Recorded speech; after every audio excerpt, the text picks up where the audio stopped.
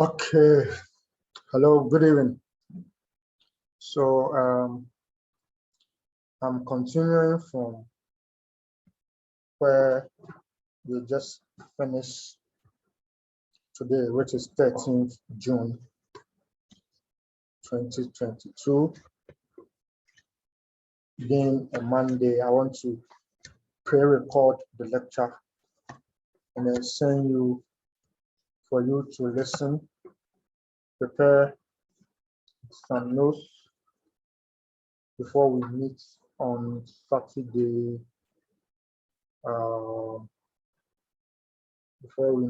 Saturday.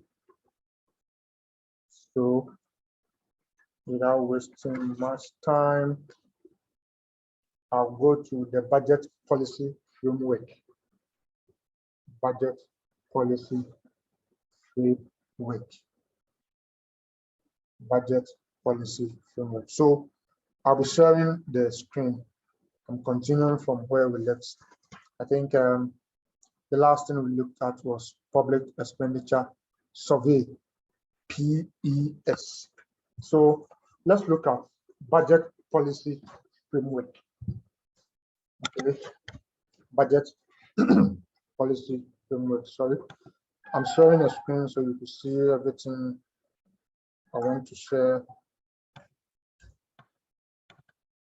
on the screen.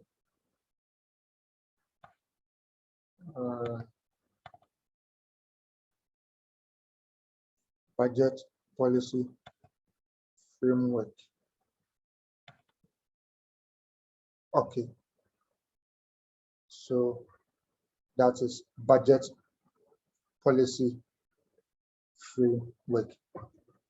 Now, the Minister of Finance develops a budget framework policy.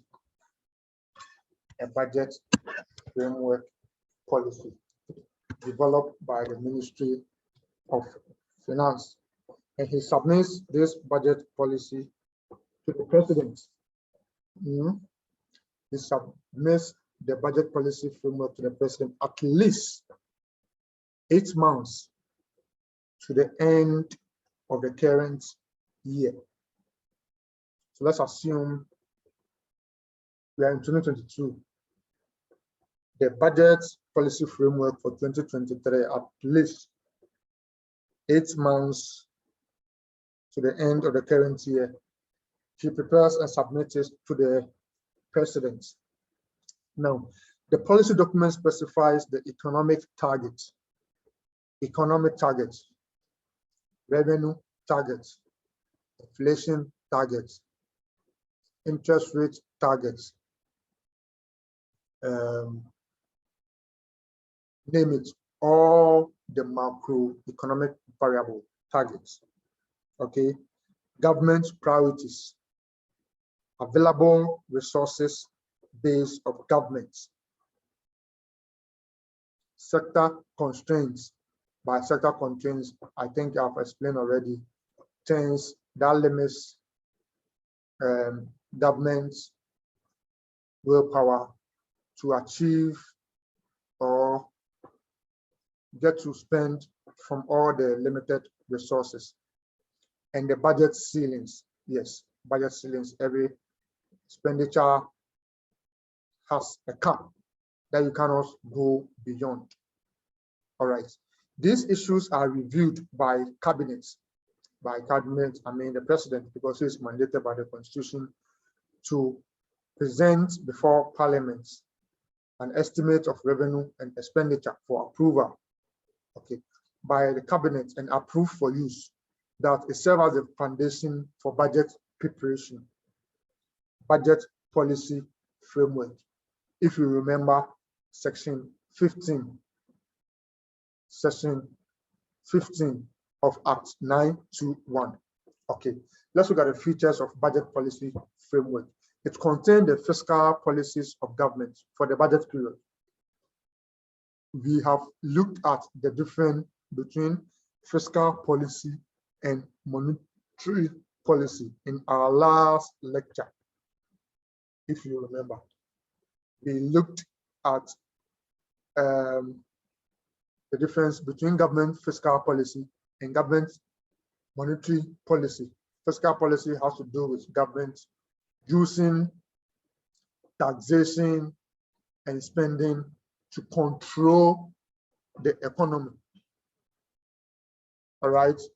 I explained that last Saturday during our lecture. The second feature of the budget policy framework is that the budget policy targets macroeconomic framework. Macroeconomic framework, inflation, cedi depreciation, the big variables. Macroeconomic policy framework to achieve growth in national income. Then lastly, it incorporates policy measures and initiates an initiative that will lead to the attainment of the growth target. So these are features of a budget policy framework of the government. Let's look at macroeconomic objectives of Ghana's budget and economic policy. Macroeconomic objective of Ghana's budgets and economic policy. So the typical macroeconomic objective of Ghana's budget and economic policies include the following, like I explained last week, Saturday. Real GDP growth, yes. Real GDP growth, gross domestic products, how various sectors of the economy are contributing to the economy. Rate of inflation, I mentioned that. Inflation, the general and persistent rise in prices of goods and services. Currently, as seen on Bank of Ghana website, the inflation rate is at 27.6. Okay. The next typical macroeconomic objective of Ghana's budget and economic policy is overall budget balance. Overall budget balance. How does government expenditure meet its revenue? Or how does the revenue absorb government expenditure? 4, domestic primary budget balance. Domestic primary budget balance. Talk about internal things. Internal budget balance. External budget balance. Balance of payment deficit. You remember balance of payment deficit? Payment of external debt on both interest and then principal. Okay. Then the 5th one is gross official reserve. Gross official reserve. By reserve, we mean how much of our oil revenue reserve do we have that we can fall on in times of difficulties. Okay. Now, let's look at budgetary control. Budgetary control involves preparing a budget. So if you want to control a budget, it means in the first place, you have to have a budget. You establish responsibility. You establish responsibility by assigning all those spendings or allocating the funds to who? Public officials. Allocating the funds in the budget to public officials who should be held accountable for the funds given them. So when we prepare a budget, we establish responsibility by entrusting our monies in public sector workers, and then we measure actual performance after giving them the resources. What did they do? What was the actual outcome? And then we compare actual performance with planned performance, which is the budget to be prepared in the first place. Is that okay? All right. Then we take corrective measures where necessary.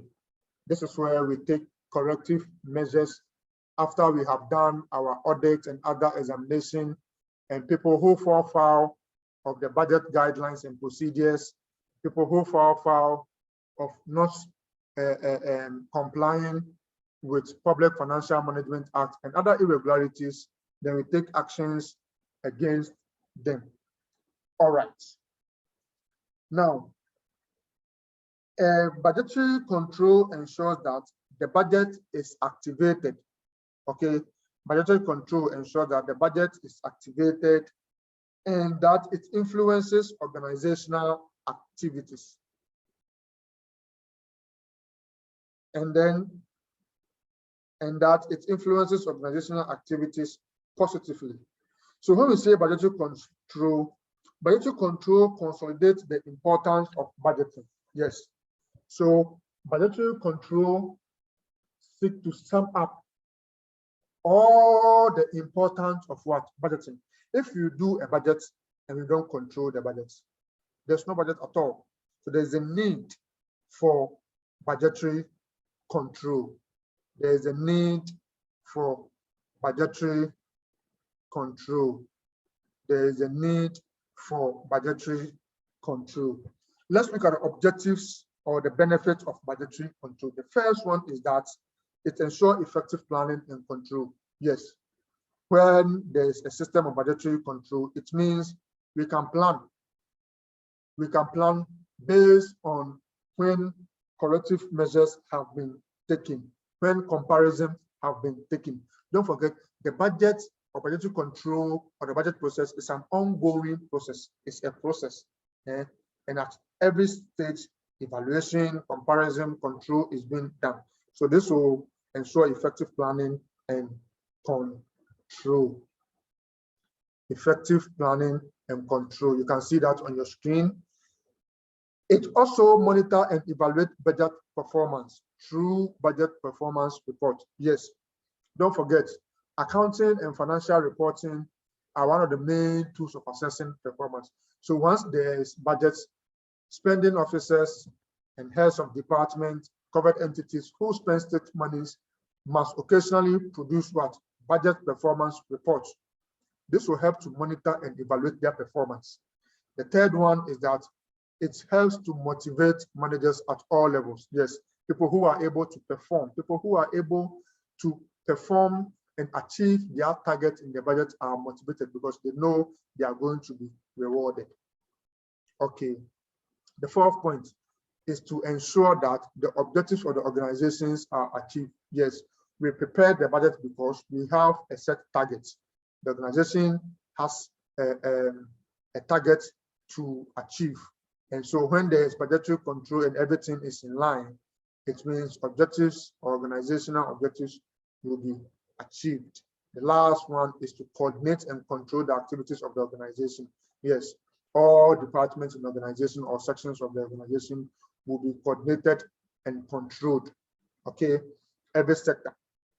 Yeah, if it's let's say a private sector, is it sales, logistics, purchasing and supply, HR, accounts, every sector of the organization or the economy will be what? Coordinated.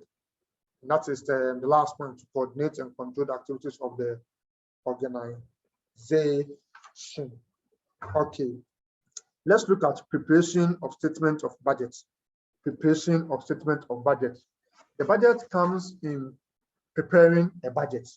Don't forget, budgets are estimates and not actual. So budget or the estimate, then we will have what? The actuals. Is that all right? Budget, actuals. What we budgeted for, what we estimated, what we anticipated, what we wanted to do. Then actual, what actually has happened. What are the differences? What we mean by variance or outing. Variance or outing. Variance or outing. So let's look at key issue on budgets, annual budgets. The annual budget represents the original annual estimates approved by Parliament. So the first one that the Minister of Finance is expected to read by 15th of November is the annual budget. Here, we are not talking about supplementary budget. We are coming to that later. So supplementary budget, everything is on the screen. The supplementary budget, which we've already looked at, is an additional budget approved by Parliament after meeting the key condition for such budget to cushion the original annual budget. Don't forget, last week, we look at the instances where the supplementary budget is what? Is prepared. When things has arisen that was not originally included in the annual budget. The minister is, or the president is mandated to cause an estimate of such things and lay before parliament for approval. So let's look at what we mean by revised budgets. So look at how we are building the thing: annual budgets, supplementary budgets, now revised budgets. Revised budget is the annual budget adjusted by a supplementary budget. So you see, annual budget, supplementary budget. Then when we have the supplementary budget, we revise it. So the revised budget is the annual budget adjusted by what? Supplementary budget. This can mathematically be expressed as the revised budget is equal to the annual budget plus a supplementary budget. In cases where there is no supplementary budget, and what we hope to do in the first budget reading, everything goes, then revised budget is equal to annual budget, or there will be no revised budget at all. It's just a revised budget. Okay. Then the question is, okay, which budget should we use? Are we going to use the annual budget, or we are going to use the revised budget? Let's look at it. Which budget to use? Which budget to use? Where the annual budget and revised budget are given, the revised budget must be used. Yes, the revised budget must be used because changes or adjustments has been made in the supplementary budgets to be added to the main annual budget. So wherever you have an annual budget and revised budget, the revised budget is used. Thus, the revised budget supersedes the annual budget. Yes, if there is a revision and approved by parliament, it's a revision that we are going to work with. The annual one will be an old paper document. 2, the budget to be used in comparison must match with the period for the actual. Yes, so the budget to be used in comparison must match with the period for the actual. So we always compare the budget with the actual. So if it's the revised budget we are using, it means we have to compare the revised budget with the actual and not the annual budget with the actual. Yes, take note of that. Take note of that. Take note of that. Okay, so matching actuals and then budgets. If it is the actual, then it means we are using month by month. Month by month. But if we have an annual budget or an annual figure, to get a month, we divide the annual budget by 12. What is annual? Annual means 12 months. So to get an annual budget, then it means we divide the annual by 12. Okay, what if it's a quarter? A quarter means 3 months, isn't it? Yes, a quarter means 3 months. So if you have something in annual and you want to get a quarter of it, divide by 4, and that's going to give you 3. Semi-annual means 6 months. So if you have an annual budget of a period of 12 months and you want to get semi-annual, divide the annual budget by 2. Divide the annual budget by 2. Then annual, which is a 1 year or a 12 months period, you use the annual budget. What it means is that where you have an annual thing and you want to make a comparison with an actual, if it is the actual is on monthly basis, divided by 12. If the actual is on quarterly basis, divided by 4.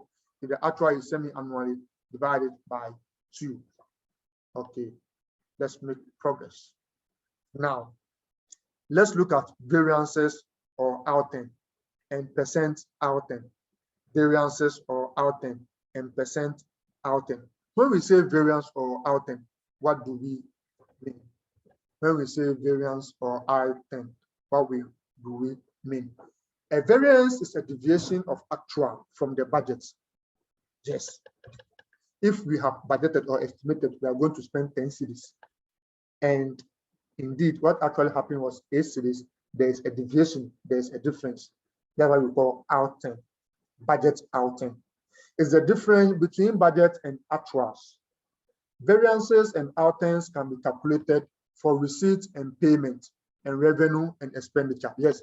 So for example, if we estimated that we are going to collect tax revenue of 10 billion, we ended up getting 8 billion.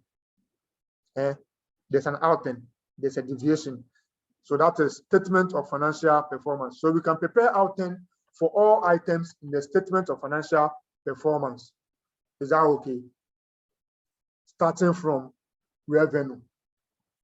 If it is tax revenue, non-tax revenue, other revenue, is it okay? I mean, for central government. If it is for let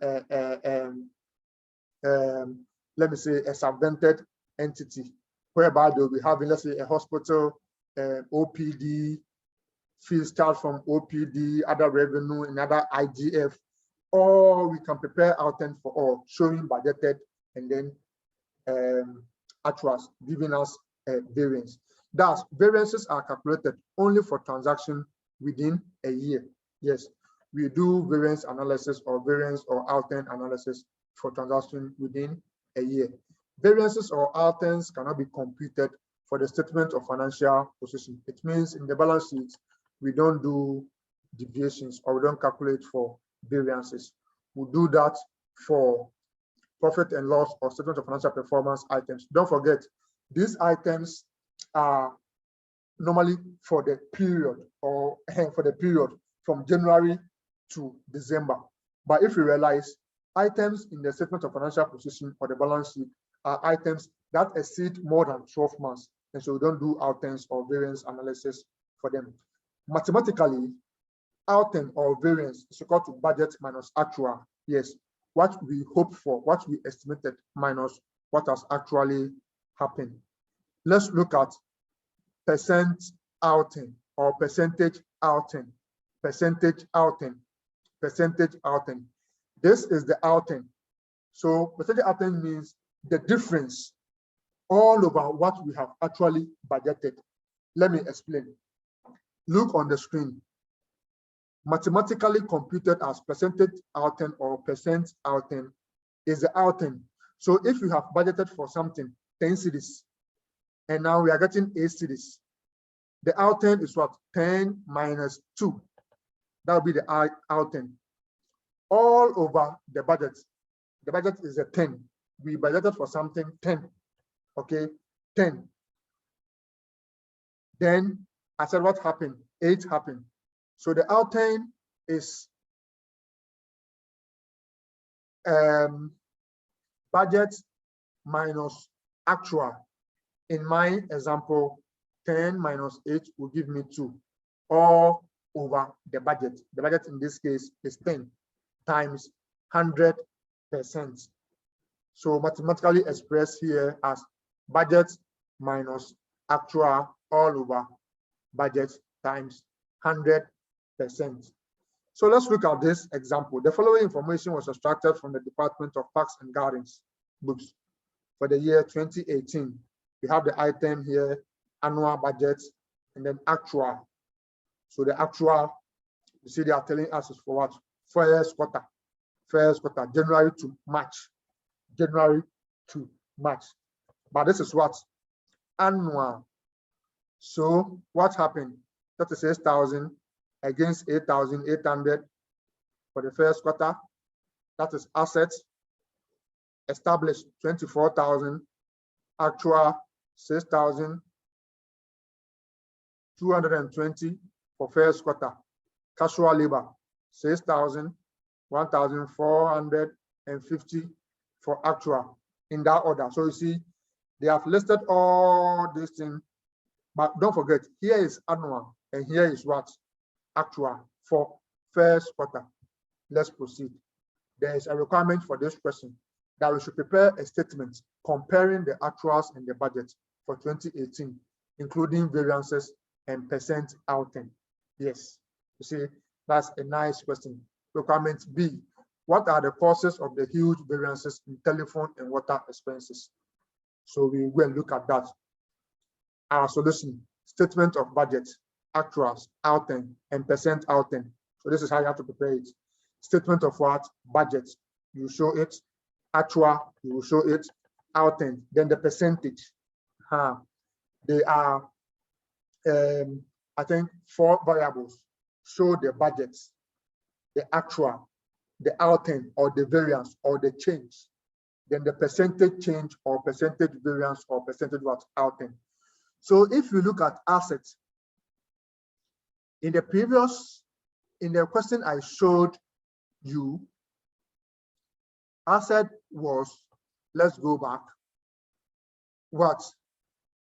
36,000. 36,000. Okay.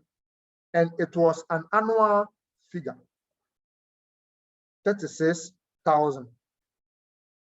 It was an annual figure. 36,000 was an annual figure. Then first quarter of 8,800. Let's come here. You see that is the annual budget. Is the annual budget.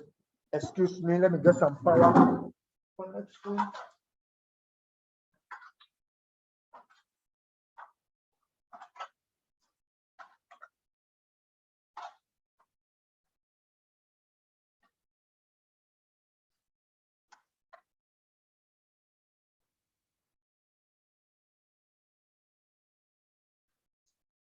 Excuse me 1 minute.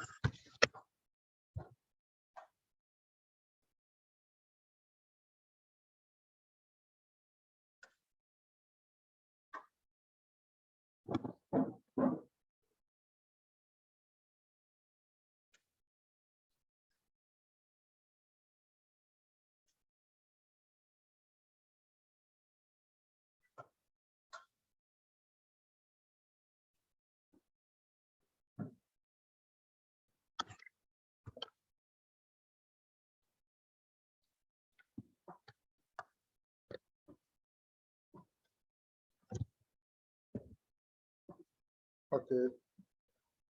Sorry, I'm back.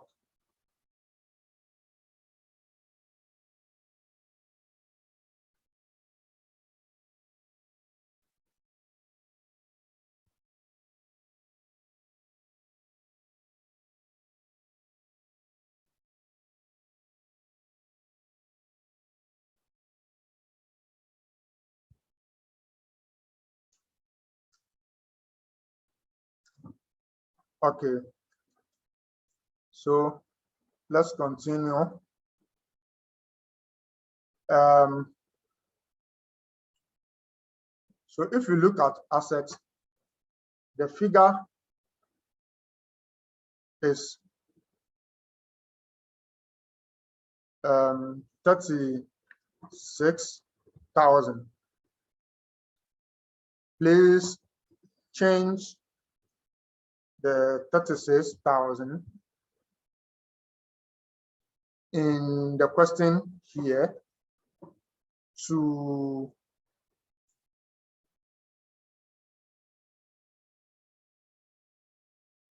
22 times 4.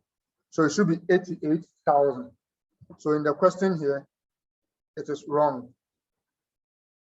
This 36,000 is wrong. It should be 88,000 because it's an annual figure, and a quarter of it should give us 88 divided by 4. 88 divided by 4. That will give us the 22,000 you see here. For example, let's go back and see establish. 24,000 divided by 4 will give us 6,000. You see that here. So it means this 36,000 is wrong. It should be 88,000. So all the annual figures here, divide everything by 4 to give you quarter, because the actuals are in what? Quarter. You can't compare annual figures with quarterly figures. That's what it means. Okay, so when we get our quarterly figures for all the budgeted, then we have our actuals here. These are the changes, the difference between 22 minus 8.8, that's 13,200. That gives you an outing. So this 13,200 divided by 22,000 will give you 60%. You do it in that order, that gives you the percentage outing. It's as simple as that. It's a very simple calculation you can look at. Let's make progress. So costs of huge variances in telephone and water expenses. It could be because maybe let's say MTN, Vodafone, they are billing us wrongly. Is that okay? Increase in tariff. Maybe yes, they've increased their tariff. MTN data bundle have increased their tariff. And then leakage or technical fault can increase our bill. And then misuse of water and telephone. People making calls, personal calls with their own distance, it will make the cost go high. Then wrong budget. Maybe we didn't budget well. And so these things will throw everything into something else. Okay.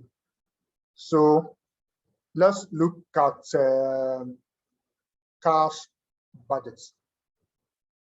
Let's look at cash budgets. A cash budget is an estimate of receipts and payment for respective period within the year. Yes, basically when we say cash budget, we're looking at what? Receipts and payments for respective periods within the year. Now, in your understanding or learning of cash budget, think of only things that have to do with what? Cash movements. Never bring depreciation, provisions, and any non-cash items in cash budgets. So in cash budgets, we don't deal with depreciation. If you see depreciation, move forward. If you see things like income on disposal of assets, move forward. These things are not cash items. They are not cash movement items. Is that okay? All right. Let's look at the usefulness of a cash budget. It helps the organization to know how their receipts will flow into the organization. Yes. If you have a cash budget, you may know in 2 months' time you are going to receive this. In a month's time, you will receive this. You do that so you can forecast to have a cash flow. Number 2, it also helps an organization to plan its expenditure better to meet them in period of revenue receipt. Yes, you can plan your expenditure pattern. You can negotiate with your vendors that, oh, I know I have bought this fridge, but I'll pay you 30% now. In 2 months' time, I'll pay you the 70%. So you can always plan your expenses or your spending also ahead. It helps to identify periods where there will be deficits so that remedies are provided for to finance them. So if you do everything for the period, within months, you can see that this month I may be making deficits here. Then I have to speed up on this, or I have to delay certain payments. I have to negotiate and put things in order. And then fourthly, it helps the entity to have an overview of its expected cash position over the periods. Yes, at every particular point in time, especially cash budgets are normally prepared monthly. You know that at the end of this month, I'm going to have this surplus or deficits this month in that order. They will be carrying forward in that order. So you can always know your cash position. So let's look at the formats for preparing a cash budget. So like I said, this is normally prepared in monthly. So you can have things like January, February, March, and then total. Then your receipts. Receipt, if it's a subvented entity, this one, Government of Ghana receipt. It means they have received money from where? The Consolidated Fund or National Budget. They have IGF for all the respective years, advances and loans recovery. They gave loans to some people and they have recovered. So that's a receipt to them, all lying there. And then the total, grant and donation that they receive in that order. Your total comes here. Then payments, purchase of non-financial assets comes there. Compensation, which means wages and salaries, goods and services, which you already know, advances and loans granted. Then you put your total. So cash surplus for January. So pay attention here. Cash surplus for January is here. Have you seen? Cash surplus for January is here. Cash surplus for January. So this is balance brought forward. This balance brought forward could be the cash surplus for December the following year. Balance brought forward here. So when you add this cash surplus to balance brought forward, Y2, you get your balance carried down. This your balance carried down in January will go to February as balance brought forward. Then you add it to the current year in January. Then you get your carry down. You do it in the same manner. This is March cash surplus, but this is the balance brought forward from February. Have you seen Y4? Y4 is here. You see it here, balance brought forward in that order. Then you get your total. This is how a cash budget is prepared. So that is that. We'll be looking at an example when we meet in class. We'll be looking at an example of a cash budget when we meet in class, and we'll take an example and then we'll solve that example. This brings us to the end of the topic, public sector budgeting or budgeting in the public sector. We meet again Saturday so that we will take a particular question, solve it before we move on to our new topic entitled Accountability and Value for Money and PEFA Framework. PEFA means Public Expenditure and Financial Accountability. Thank you so much for having me. Make sure you listen to the lecture.